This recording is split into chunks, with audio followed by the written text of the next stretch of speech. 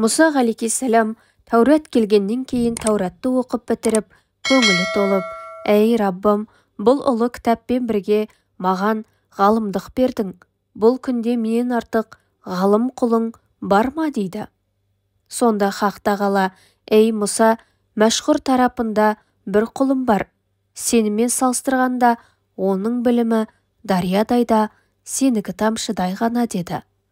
Мұса ғалейхиссалам: «Әй Раббым, ол құлың кім? Оны қайдан табамын?» деді. Хақ тағала: «Ол Қызыр, Парсы мен Үрім дариясы қосылған жерден табасың» деді. Мұса ғалейхиссалам өзінің шәкірті Ючех бин Нун бин Абрахимді ертіп жолға шықты. Мұса ғалейхиссалам Хақ тағаладан сұрады: «Мен Қызырды қалай табармын?» деді. Хақ тағала: «Қапшығыңа пісірілген бір балық сал. Сол балық қай жерге келгенде жоқ болса, Қызыр сол жерде болар» деді.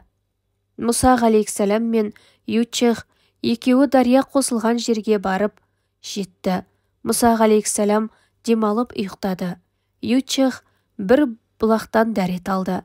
Дәрет алған сәтте су қапшықтағы балыққа шашырап, балық тіріліп дарияға түсіп кетті.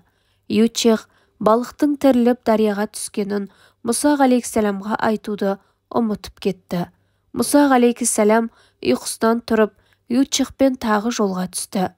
Ертеңгісін Мұса ғалейхиссалам бек жүдеп, қарны ашып, Ючехқа: «Азықты әкел, бұл сапар бізді қиындыққа душар ететін түрі бар» деді. Сонда Ючех: «Сіз білесіз бе, Расулалла, кеше біз тас жанына келгенде балық сол жерде тіріліп суға кеткен.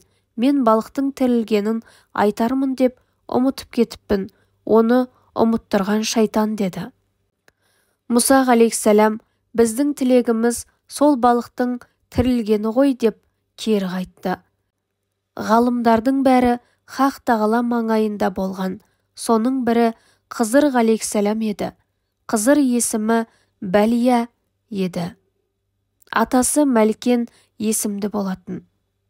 Бәлияны Қызыр деп атауының себебі әр басқан жері жасыл болғаны үшін және дүниенің ақырына дейін ауырмай ғұмыр кешкені үшін. Мұса ғалейхиссалам Алла тағала айтқан құлды көргенде: «Әссәләму ғалейкум, я Наби Аллаху» деді. Қызыр ғалейхиссалам: «Уа ғалейкум әссәләм, ята Калимулла» деді. Мұса ғалейхиссалам: «Менің Калимулла екендігімді қайдан білдің?» дегенде, Қызыр ғалейхиссалам: «Саған менің Қызыр Набиулла екендігімді білдірген Алла тағала маған да білдірді» деді.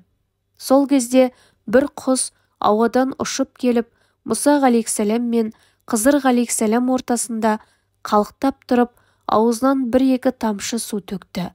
Қызыр ғалейхиссалам жымиып күлді. Мұса ғалейхиссалам: «Неге жымиып күлдің?» деп сұрағанда, Қызыр ғалейхиссалам: «Бұл құс сенің ғалымдығыңның жанында, бұл кісінің білімі екі тамшыдай ғана дегені. Сол үшін жымидым» деді. Мұса ғалейхиссалам камал әдептілік пен кішілік етіп: «Әй Қызыр, Алла тағала берген ғалымдықты сенен үйрену үшін саған ерейін бе?» деді. Сонда Қызыр ғалейхиссалам: «Ақиқатта менімен бірге жүріп, сен сабыр қыла алмассың. Өйткені сен ұлы дәрежелі пайғамбар. Менің ішімнің қулығы мен бұзықтығынан бейқамсың.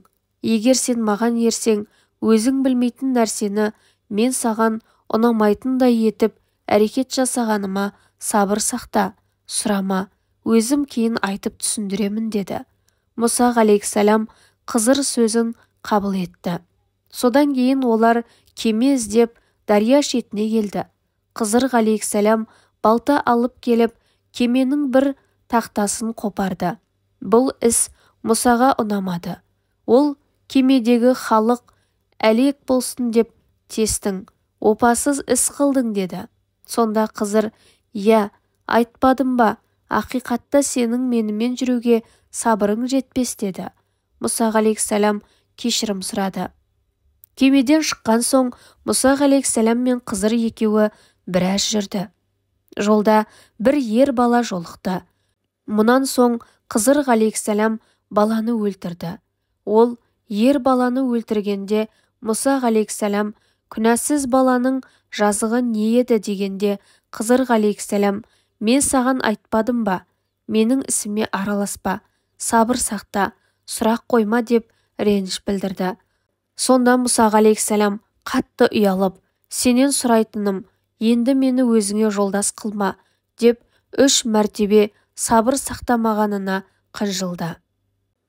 Сонан кейін жүріп Қызыр мен Мұса ғалейхиссалам Антокия жеріне келіп тамақ іздеді.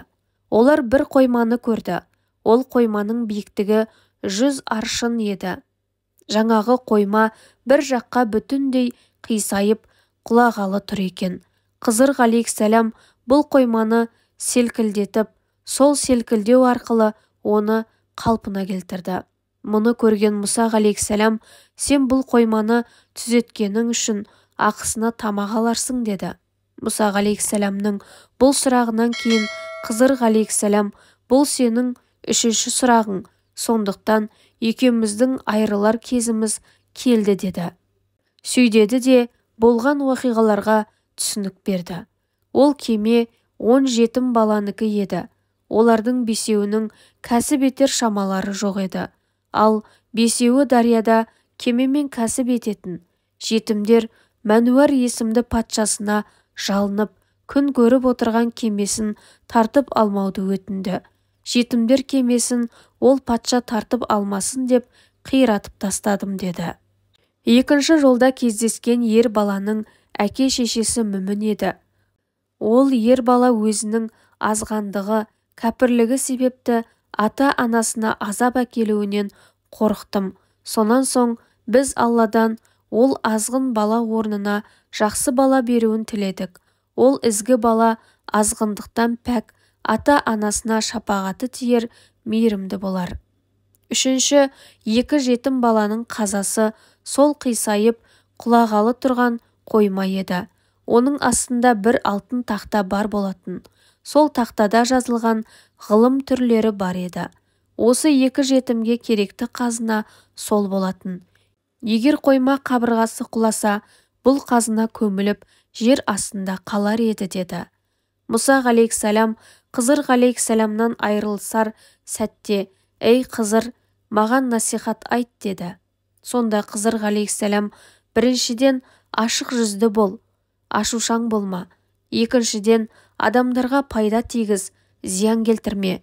Үшіншіден өзіңді пайдасыз істен сақта, ақырудан, ұрсудан сақта.